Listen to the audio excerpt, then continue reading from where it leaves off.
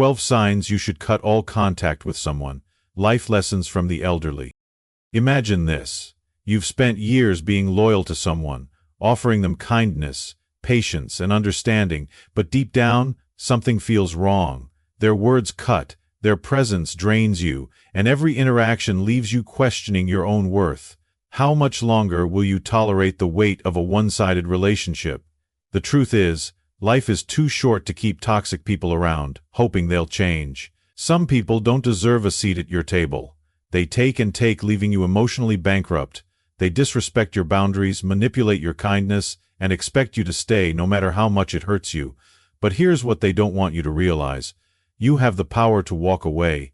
Cutting ties isn't an act of cruelty, it's an act of self-respect. And sometimes, the hardest decision is the right one.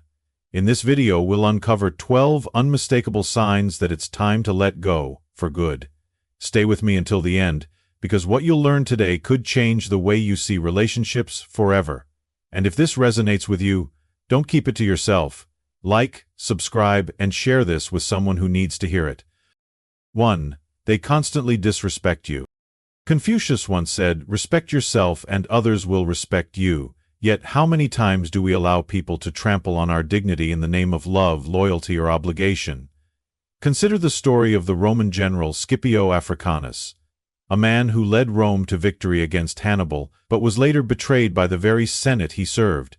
Despite his wisdom and sacrifice, envious politicians disrespected him, accusing him of corruption. Instead of begging for validation, Scipio chose self-respect. He left Rome and lived the rest of his days in quiet dignity, proving that true strength sometimes lies in walking away from those who refuse to honor you. I remember the day my best friend became a stranger. Joan and I had been close since we were boys. We fished in the same lakes, played in the same dusty fields, and stood by each other through heartbreak and war. But time has a way of revealing who truly values you and who merely tolerates you. As we grew older, Joan changed. Or maybe he had always been this way and I had just refused to see it. He interrupted me whenever I spoke, as if my thoughts were unworthy of space in a conversation. He made jokes at my expense, little cuts disguised as humor, the kind that make others laugh while leaving you bleeding. And when I faced struggles, he minimized them. "You're overreacting," he'd say, waving away my pain like smoke in the wind. At first, I swallowed my discomfort. Isn't that what we do? We tell ourselves it's not worth the fight. We convince ourselves that history matters more than respect. But something inside me, a voice I had long silenced, whispered, "If you wouldn't tolerate this from a stranger, why accept it from a friend?" The moment of truth came on my 70th birthday. My family and friends gathered to celebrate, but John? He turned the evening into his own stage, mocking my age, belittling my past, and ignoring the boundaries I had gently tried to set over the years. And then, the final straw. My granddaughter, a bright-eyed girl who still believed in the goodness of people, whispered, "Grandpa, why does Mr. John treat you like that?" That was all it took. The shame of realizing that a child could see what I had ignored for decades. That night I made a decision. No grand speeches, no dramatic exits, just distance. I stopped calling, stopped making excuses, stopped allowing my loyalty to override my self-respect. And for the first time in years, I felt free. People will tell you that cutting ties is selfish, but let me ask you this. What's more selfish, expecting someone to stay in a relationship that drains them, or choosing to protect your own peace? Now, I turn to you. Have you ever held on to a relationship out of obligation, even when you knew it was no longer serving you? If you've ever had to walk away from someone who didn't respect you, I'd love to hear your story. Share your thoughts in the comments. Your wisdom might just help someone else find the courage to choose self-respect. 2. They drain your energy. Lao Tzu once said, "When you are content to be simply yourself and don't compare or compete, everybody will respect you. But not everyone around us allows peace to flourish." Take the story of Emperor Marcus Aurelius, a ruler known for his wisdom. He surrounded himself with philosophers and thinkers, yet even he had to battle the draining presence of negative advisors. In his meditations, he reminded himself, "You have power over your mind, not outside events. Realize this, and you will find strength." He knew that some people only exist to exhaust the spirit, and wisdom lies in keeping them at a distance. I once knew a woman named Eleanor, a childhood friend, someone I had trusted for decades. She wasn't a bad person, at least, not in the way most people think of badness. She never stole, never lied outright. But she had a way of stealing something far more valuable: my peace. Every conversation was an endless monologue of complaints. The weather was too hot, her children were too ungrateful, the world was falling apart, and no one cared about her struggle. At first I listened, because that's what friends do, we bear each other's burdens, right? But over time I began to notice something. No matter how much I listened, how much advice I gave, how much encouragement I offered, nothing changed. Her problems never got better, because she didn't want solutions. She wanted an audience. And I was growing tired. I remember one afternoon sitting with Eleanor at the small cafe we always went to. She was talking again about how terrible life was. I had barely spoken in 20 minutes. My hands were wrapped around my coffee cup, but it had gone cold. That's when I realized I had stopped enjoying our meetings years ago. It wasn't just a conversation, it was a transaction. One where I always left feeling drained, exhausted, and a little more hopeless than before. I was carrying her problems, but she had never once asked about mine. That night, I thought about something my grandfather used to say: some people don't want a friend, they want a dumping ground. And suddenly I saw it. I wasn't her friend, I was her emotional landfill. So I made a choice. I stepped back. No big fights, no dramatic exits, just fewer return calls, fewer meetups, more space. And do you know what happened? I felt lighter. The sun seemed a little brighter. Conversations with other friends became more enjoyable. There's a lesson in this. Your energy is sacred. Spend it on those who lift you up, not those who pull you down. Now let me ask you, have you ever had a person in your life who drained you? No matter how much you gave, how did you handle it? Share your thoughts in the comments. Your wisdom might just help someone else set themselves free. 3. They never apologize or take accountability. Aristotle once said, "It is the mark of an educated mind to be able to entertain a thought without accepting it." But what about those who refuse to entertain the thought that they might be wrong? Consider the story of King Xerxes of Persia, whose unchecked ego led to one of history's greatest military failures. When his fleet was destroyed by the Greeks at the Battle of Salamis, he refused to acknowledge his mistake. Instead, he blamed his commanders, his soldiers, even the gods. His inability to take responsibility led to Persia's decline, proving a simple truth: a leader or a friend who never admits fault is doomed to repeat their failures. I once had a brother, not by blood but by years of shared experiences. His name was Henry, and we grew up together, side by side, like two trees rooted in the same soil.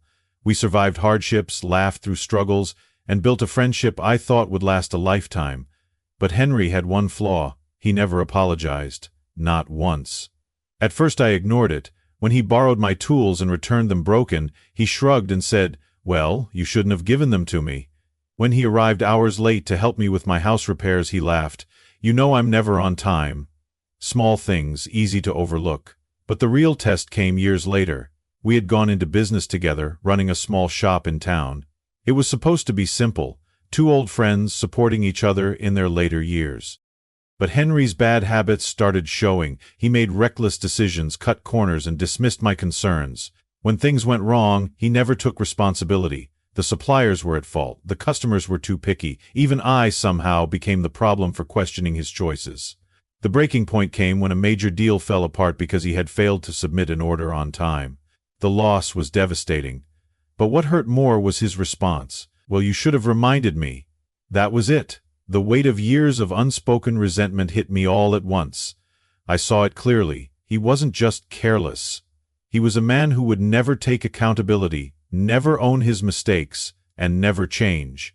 So I walked away.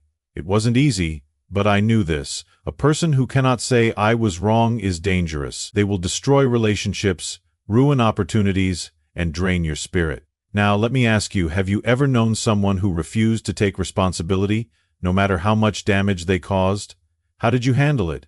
Share your thoughts in the comments. Your wisdom might help someone else find the courage to walk away. 4. You feel worse after spending time with them. The Buddha once said, "If a man's mind is unsteady, if he does not know the true path, his peace of mind will be shattered like a broken cup." There's an old parable from ancient India about a traveler who carried a sack of stones on his back. Every time he met someone who brought him pain, he picked up a stone and added it to the sack. Over time, the weight became unbearable, yet he refused to let go. It wasn't until an old sage told him, "Why carry what does not serve you?" that he realized he had been holding on to burdens that were never his to bear.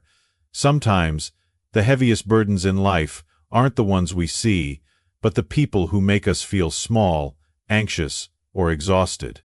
I once had a neighbor named Martha.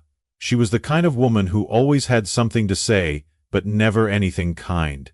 She pointed out the dust on your windows, the wrinkles in your shirt, the way your dog barked a little too loudly in the morning. At first I dismissed it as a harmless habit, something to overlook. After all, some people just don't know how to be warm. But as the years passed, I noticed something. Every time I spent more than a few minutes with her, I left feeling worse than before. If I told her about something good in my life, she would poke holes in it. If I confided a worry, she would make it feel heavier. It was never a conversation, only criticism disguised as concern. One afternoon, I ran into her at the grocery store. I had just seen my grandson off to college, and I was feeling proud, excited, and a little emotional. When she asked how I was, I told her. She scoffed. "College is overrated. He'll be back home in a year, probably in debt." I smiled, but something inside me sank. Why had I allowed her words to plant doubt in a moment that should have been joyful? That night, I sat on my porch and thought about all the times I had tolerated people who made me feel small. Not just Martha, but others. Friends who only called when they needed something. Family members who never had a kind word to offer. And I realized something important. It wasn't about what they said, it was about how they made me feel. So, I made a choice. I stopped giving my time to people who left me feeling worse, and I started spending it with those who lifted me up, and let me tell you, that one decision made all the difference. Now, I ask you, have you ever had someone in your life who, no matter how much you tried, always left you feeling worse? How did you handle it? Share your thoughts in the comments. Your story might help someone else find the courage to walk away. 5. They use you for their own benefit. Aesop, the ancient Greek storyteller, once told the fable of the horse and the donkey.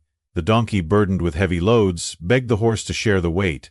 The horse refused, saying, "That is your burden, not mine." But when the donkey collapsed, the master placed all the weight on the horse instead. Too late, the horse realized that selfishness comes at a cost. In life, some people only come to you when they need something. They take and take, never thinking of what they leave you with. The wisest among us learn to recognize this before we are left with nothing. I once had a friend named Robert. I use the word friend loosely now, but at the time I believed it with all my heart. He had a way of making you feel important, his voice warm, his smile easy. We had known each other for years, and I thought that meant something, but looking back, I see the pattern. He only called when he needed something. If his car broke down, I was the first number he dialed. If he was short on money, I was the one he turned to. If he needed help moving furniture, I was suddenly his best buddy. But when life was good for him, silence. No calls, no visits. Just absence. I ignored it for a long time. I told myself, he's just going through a rough patch, but one day I saw the truth. It was my wife's funeral, the hardest day of my life. I remember standing there, numb, watching the people who had come to pay their respects. Friends, family, people who barely knew me but still showed up. Robert wasn't there. Not a call, not a message, nothing. A few weeks later my phone rang. It was him. His voice was bright, cheerful, as if nothing had happened. "Hey buddy, listen, I'm in a bit of a bind. Think you could lend me a few hundred just until payday?" I held the phone to my ear, listening to the familiar rhythm of his voice, but something inside me had changed. I wasn't angry, I was just done. So for the first time, I said no. And just like that, Robert disappeared from my life. Not with a fight, not with an argument, just silence. Because that's how these people work. They never truly value you, only what you can give them. That day I learned something. If someone only shows up when they need something, they are not your friend. They are a user. And the best thing you can do is walk away. Now. I ask you, have you ever had someone in your life who only came around when they needed something? How did you handle it? Share your story in the comments. Your wisdom might help someone else recognize the signs before it's too late. 6. They undermine your growth. Socrates once said, "The secret of change is to focus all of your energy not on fighting the old but on building the new." But some people don't want you to build anything at all. Take the story of Leonardo da Vinci and his envious peers. In his time, many fellow artists and scholars dismissed his ideas as impractical, mocking his vision. But true genius does not need validation. He ignored the voices that sought to diminish him and pursued his work anyway. Today, we remember Da Vinci. We do not remember those who tried to keep him small. The lesson? Anyone who mocks your ambition fears your potential. I once had a friend named Charles. We had known each other since our 20s, back when we were both struggling to make something of ourselves. We worked the same job, shared the same dreams, and made promises of success. But life has a funny way of testing friendships. Over the years, I started taking risks. I pursued opportunities, studied harder, worked longer hours, and eventually I built something for myself, a business, a home, a life I was proud of. But every step forward I took, Charles seemed to shrink away. At first it was subtle, a sarcastic remark about my fancy car, a half-hearted congratulations when I achieved something new, a joke about how I had changed. Then, one day, it became clear. I had invited him over for dinner. I was excited. I had just been offered an opportunity to expand my business, something I had worked toward for years. I told him about it, expecting at least a small moment of shared happiness, but he just leaned back in his chair, smirking. "Must be nice," he said, swirling his drink. "Not all of us get handed opportunities like that." Handed?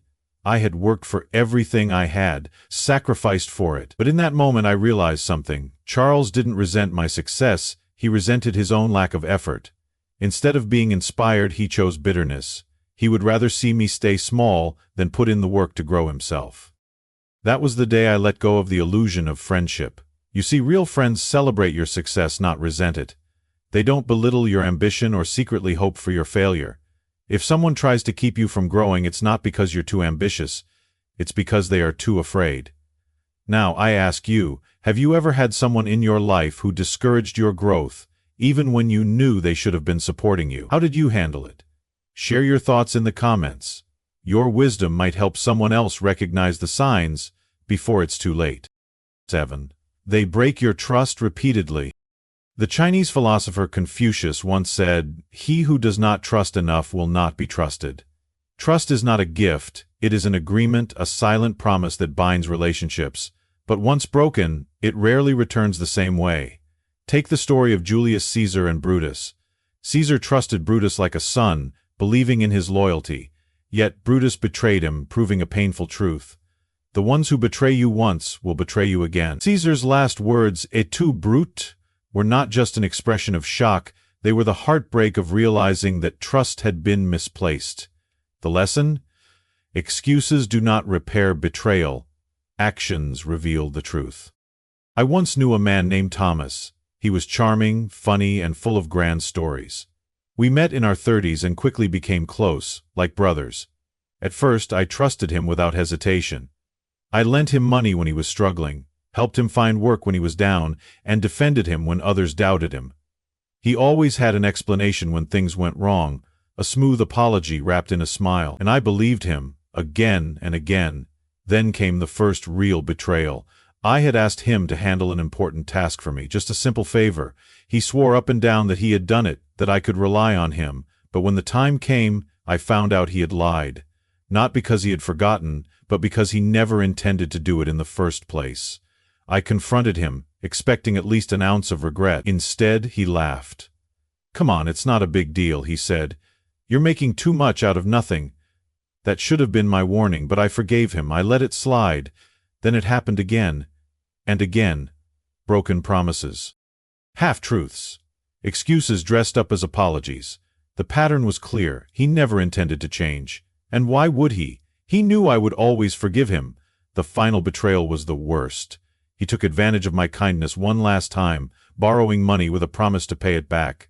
But the day came, and instead of repaying me, he vanished. No calls, no messages, just silence. That was the moment I understood. Some people don't break your trust because they made a mistake. They break it because they never valued it in the first place. So I walked away. No dramatic confrontation, no final words, just distance. You see, trust isn't something that can be patched up with words. If someone betrays you repeatedly, they aren't making mistakes, they're making choices, and you must make one too. Now I ask you, have you ever trusted someone only to realize they never deserved it? How did you handle it? Share your thoughts in the comments. Your wisdom might help someone else recognize betrayal before it's too late. 8. They make you feel guilty for setting boundaries. The Stoic philosopher Epictetus once said, "No person is free who is not master of himself." Boundaries are not about pushing people away, they are about preserving your own peace. Take the story of Diogenes and Alexander the Great. When Alexander, the most powerful man in the world, approached Diogenes and asked if he could do anything for him, the philosopher simply replied, "Yes, step aside. You are blocking my sunlight." Alexander could have been insulted, but instead he admired the man's courage. True strength lies in setting boundaries, even when others don't like them. I learned the power of no the hard way. For most of my life, I was a people pleaser. I said yes when I wanted to say no. I stretched myself thin, bent over backward, and ignored my own needs just to avoid disappointing others. And for years, I thought that made me a good person. Then, I met Laura. She was an old friend, someone I had known since my 20s. At first, I enjoyed her company, but over time, I noticed something. She had a way of making me feel guilty for setting boundaries. If I said I was too tired to go out, she'd sigh and say, "Oh, so I guess I don't matter then." If I refused to lend her money, she'd remind me of all the times she had been there for me, even though I couldn't recall a single moment when she had actually helped me. If I needed time alone, she'd accuse me of being selfish. And for years, I let it happen. I told myself, she's just sensitive, she doesn't mean it. But deep down, I knew the truth. A real friend respects your boundaries. They don't guilt you into breaking them. The final straw came when she asked me for a favor, one that I simply could not do. I told her, gently but firmly, that I couldn't help this time. Her response? "Wow, I guess I know where I stand now." And that was when I saw it clearly. This was not friendship, this was control. That night I sat alone, reflecting on all the times I had said yes when I wanted to say no, and I made a choice. I started saying no without guilt. And do you know what happened? The right people stayed, and the wrong ones left. Because the people who truly care about you will respect your boundaries. The ones who don't, they were only there for what they could take. So now I ask you, have you ever had someone make you feel guilty for setting boundaries? How did you handle it? Share your story in the comments. Your wisdom might help someone else find the strength to say no without guilt. 9. They are emotionally or physically abusive. Lao Tzu once said, "Care about what other people think and you will always be their prisoner." Abuse is not just about bruises or scars, it is about control. Consider the story of Empress Theodora of Byzantium. She was born into hardship, a daughter of a poor bear trainer, and suffered years of mistreatment before rising to power. But even as empress, she understood something most never do. The worst kind of abuse is the one that convinces you to stay. She fought for women's rights, declaring that no one should endure cruelty in silence, because freedom is not just leaving the cage, it is knowing you never deserve to be in it. I once loved a man who never laid a hand on me. People think abuse is easy to spot, yelling, hitting, violence. But some wounds don't leave bruises. Some wounds come in whispers, in quiet manipulations, in the slow erosion of who you are. His name was Richard. When we met, he was charming, attentive, thoughtful, the kind of man who made you feel special. Until he didn't. It started small, a sarcastic comment about the way I dressed, a joke about how I wasn't as smart as I thought I was, a gentle laugh when I voiced an opinion, "Oh honey, you always get things wrong." At first, I didn't fight back. Love requires patience, doesn't it? That's what I told myself.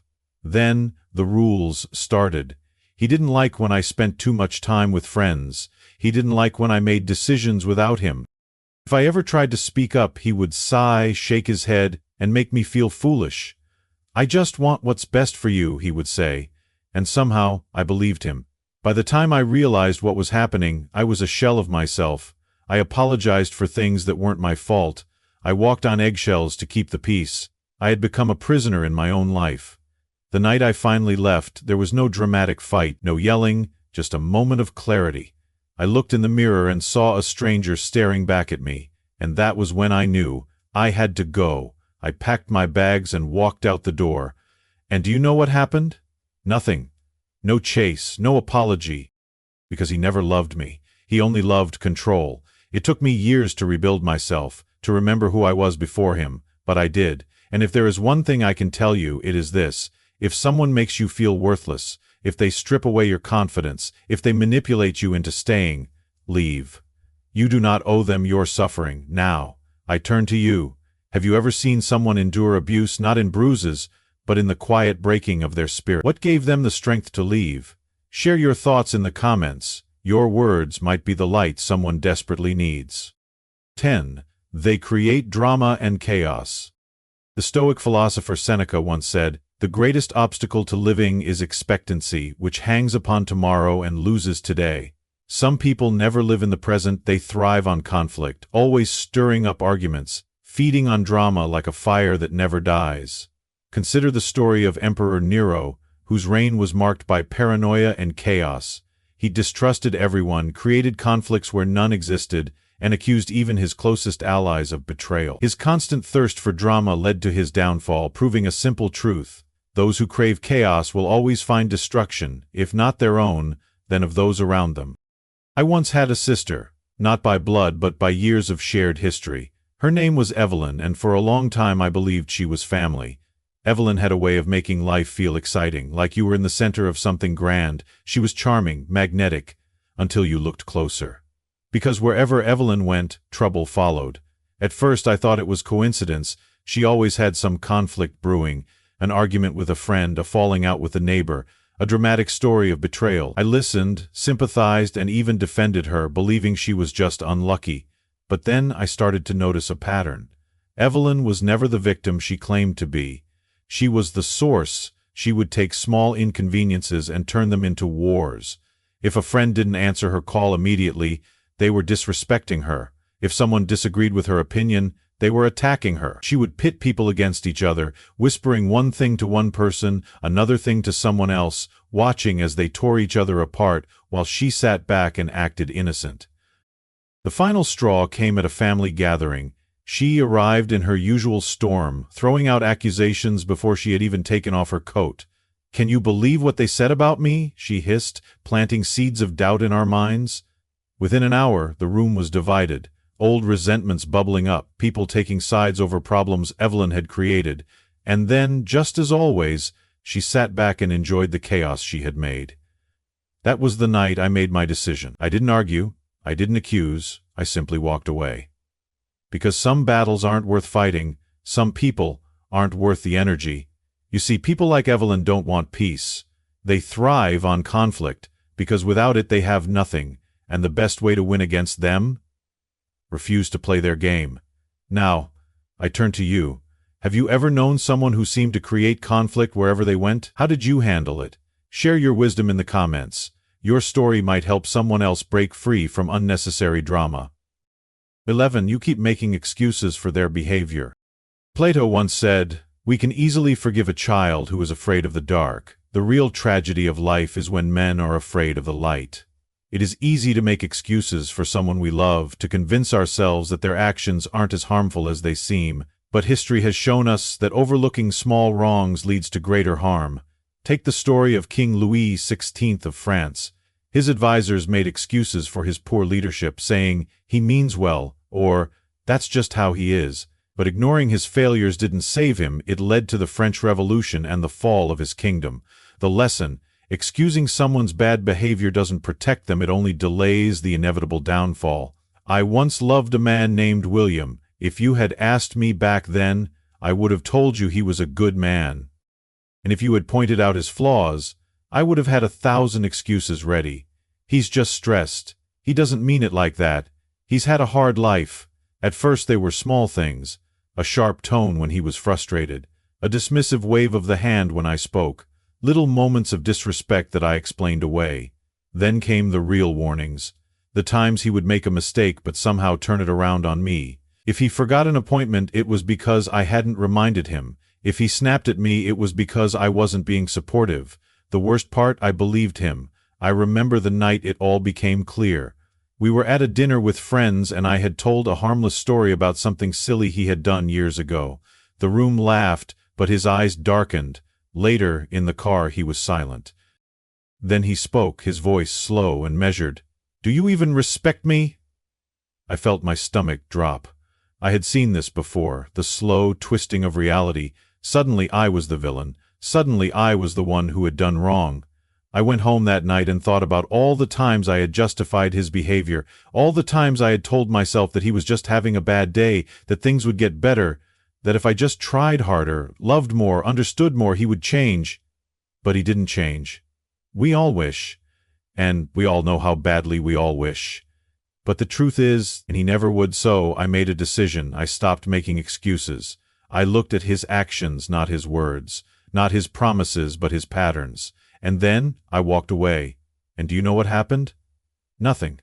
No apology, no grand realization on his part, because the truth is, he had never needed to change. I was the one who had to wake up. Now, I ask you, have you ever found yourself making excuses for someone, convincing yourself that they didn't mean to hurt you? How did you find the strength to finally see the truth? Share your story in the comments. Your words might help someone else break free from the lies they tell themselves. 12th, your happiness improves when they aren't around. The ancient Chinese philosopher Zhuangzi once said, "Flow with whatever may happen and let your mind be free. Stay centered by accepting whatever you are doing. This is the ultimate." Throughout history, people have clung to relationships that weigh them down, mistaking familiarity for love and obligation for loyalty. Consider the story of Marcus Aurelius and Avidius Cassius. Cassius was one of Aurelius's most trusted generals, but over time his ambition turned into betrayal. When Cassius declared himself emperor in Aurelius's absence, the Roman leader did not react with rage, he simply let him go. And in the end, Cassius's own arrogance led to his fall. The lesson? Sometimes, the greatest relief comes not from fighting to keep someone, but from realizing you are better off without them. For years I had a friend named Margaret. She had been in my life for so long that I never questioned whether she should be. That's the thing about some relationships. They exist not because they make us happy, but because they've always been there. Margaret was the type of person who always had something to say, most of it negative. She never celebrated good news, only pointed out what could go wrong. If I got a promotion, she reminded me of the extra stress. If I bought something nice for myself, she'd smirk, "Must be nice to have money to waste." At first, I didn't notice how she made me feel.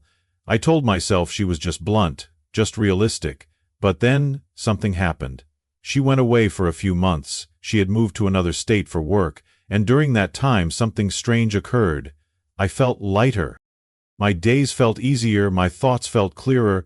There was no one bringing unnecessary tension into my life, no one making me question my choices, and that's when I realized the truth. I wasn't losing anything by not having her around. I was gaining peace. The true test came when she returned.